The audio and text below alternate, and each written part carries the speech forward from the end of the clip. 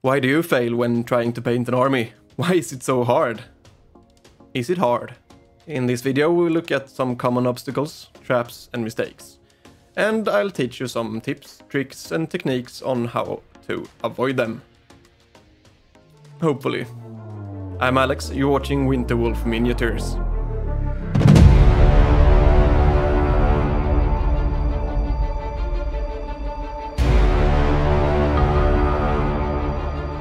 Hello there. If you are new here and this is the first time you see me, you probably wonder what idiot this is. Well, hello. My name is Alex and I live in Sweden, which is here. And that's why I talk funny. Statistics show me that most of you are located in the United States, which is cool. So if you are from someplace else, watch more of my videos, damn you. Surely you can't let the Americans win. If you are American, well, then you still have to keep watching if you want to hold on to that lead. Speaking a foreign language to an audience that grew up speaking it feels a bit strange. But don't worry, I'll live. I'm 30-something and have been painting miniatures since I was about 12 years old. I don't paint showpieces, I paint armies. And it has become quite a few.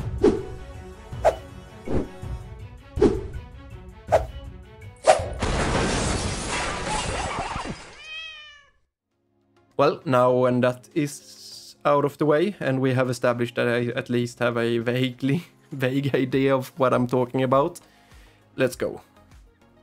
So, why do we fail? Having far too high expectations. Places like Instagram and YouTube are great for learning new techniques and tricks, as well as being a great source for inspiration and ideas. But beware, people share their greatest work and never the whole process. There are so many talented painters out there who share their amazing paint jobs, and sometimes it's easy to forget how many hours they actually spend doing it. When you see a really nice miniature on Instagram, for example, chances are that miniature is not part of an army. Or in some cases, it's not even painted on the backside. There are a lot of talented showpiece painters out there who spend hundreds of hours on each miniature. While there are of course exceptions, most armies have a much lower standard. YouTube is filled with videos of people doing projects left and right. 10, 20, 50, 100 hours long projects compressed to a couple of minutes of video, where everything seems to go fast and smooth. I don't say you shouldn't consume this kind of media because I want to keep making videos. No, you should, like I said. It's a great way of learning new skills, techniques, and get inspiration and new ideas. Just keep in mind how much work actually goes into the projects, and that there is only so much you can learn by watching someone else do it. At some point you actually have to practice. I always recommend watching miniature painting videos when you are painting yourself. I do that a lot, and it's nice, it's fun. Feels like I have friends. Biting off more than you can chew. Maybe you painted the first miniature of your army in a way that is either too time consuming or too difficult to manage in the long run. Setting reasonable goals for yourself is a key ingredient for success. It can be easy to overestimate your own ability to keep yourself motivated through the whole process, or underestimate the actual process itself. To paint an entire army is after all a huge endeavor. Let's say you need 100 miniatures, which is a somewhat decent size force, no matter what faction style or system.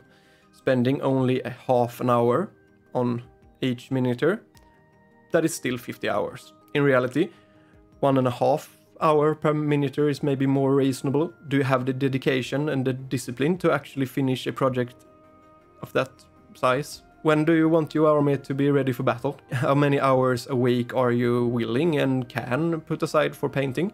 Think it through, at least a bit, so that you know it's actually doable. Want to have the army done in 2 months, but you can't spend 2 hours a day painting?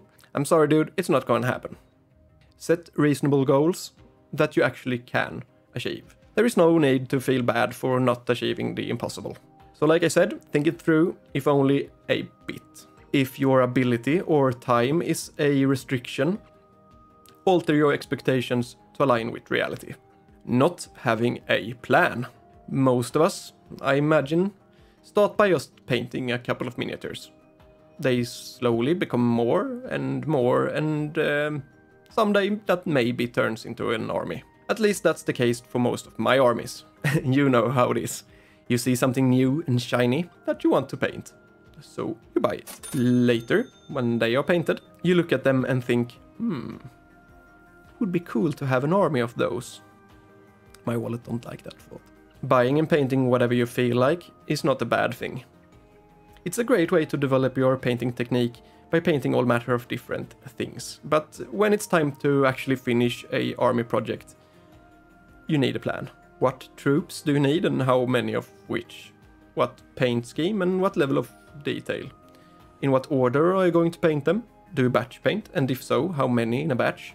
There is no universal right answer here because we're all different. And you know yourself best, hopefully. So try and figure out at least the outlines of a plan you think would work for you. The improvement loop. Painting many miniatures for an army will make you a better painter. Especially if an army project drags out for a long time during which you maybe paint something else as well. Or if you for some other reason improve your painting skill. Chances are you might get stuck in this trap. You are halfway through your new army. Painting all those minis that got you here have made you a much better painter. Or maybe you have developed a new style along the way. You put down your latest addition to your collection of finished miniatures, only to realize that the first mini you painted for this army now suddenly look hideous. So you start over, repainting that first one, and the loop begin. Not sticking to the plan. You learn a new technique or skill that you want to implement in your paint scheme, or you have come to the realization that you don't actually like yellow space marines and want blue ones. Maybe you've seen a cool movie about short men with beards, so now you no longer want an army of lizards. So you start over. Yeah, that could happen. And it's okay. But if you want to finish your army, you might need to stick to the plan. Okay, so now when we have identified some of the most common obstacles, let's talk about how to avoid them. Or, let's not. Everyone is different. I can't tell you what works for you. So, you're fucked. Good luck. No, but I can tell you what works for me. So let's do that. Step 1. Decide what army you want. What miniatures and how many of each and so on and so forth. Step 2. Buy the miniatures. Again, this is what works for me. Buy everything at once. For me, it's easier to stay motivated if I have everything in front of me and can see them. But there are also more advantages. We'll come to that in a bit. Step 3. Assemble all the miniatures and prime them. It's boring, but it has to be done. Just do it. Step 4. Decide on a paint scheme and try it out on a miniature. Maybe you have different ideas. Try them all on different test minis. And when you have decided on a paint scheme and you know how to paint your army, step 5 is to make a checklist. With your test mini done, you should have a somewhat vague idea of what the best order of doing things would be. If needed, paint another test mini. On your checklist, start with 1. Assemble all the miniatures. Because let's face it, you couldn't wait for step 4 and haven't actually finished step 3 yet, have you, Alex? No. So, number 2 on the checklist is of course prime all your miniatures. After that, you simply add your painting steps. How you divide them is up to you and what best fits the army. Maybe you divide it by colors, like 3, brown on boots, 4, white on shirts, 5, green on the horns and the tail, 6, what the fuck are you painting? Maybe you divide it by features on the miniatures.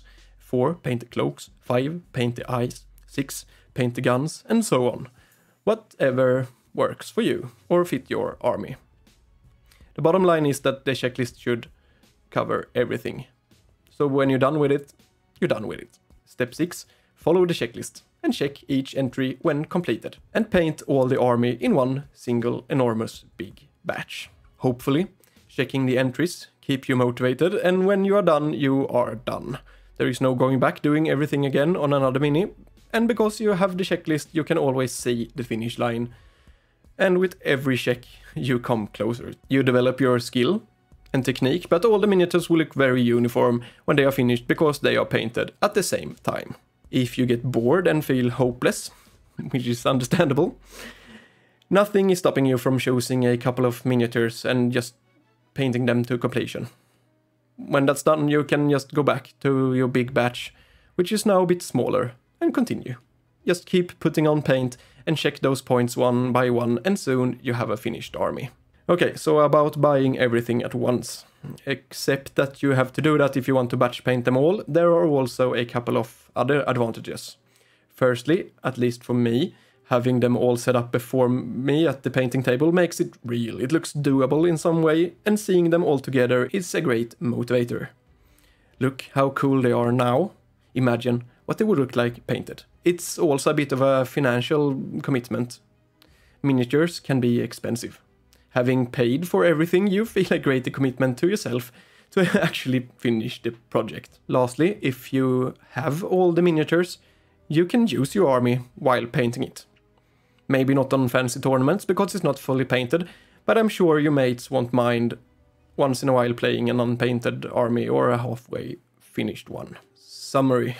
Keep your expectations connected to reality. A painted army is always nicer than an unpainted one. It's better to keep it simple and get it done. You can always come back for some details later. Make a plan, a reasonable plan. But most of all, just do it. And remember to have fun. Thank you so much for watching. It's always a bit scary doing these more educational videos. What if I missed something obvious? Well, in that case, let me know in the comments, and also let me know what you think about the video. Make sure to like the video if you like it, and subscribe to my channel if you haven't. If you want to support me and my channel, liking, subscribing, sharing and watching my videos is the best way to do that. If you want to do even more, you can find me on Patreon. There are different memberships available starting from just a few dollars, and you can find links in the description. See you soon.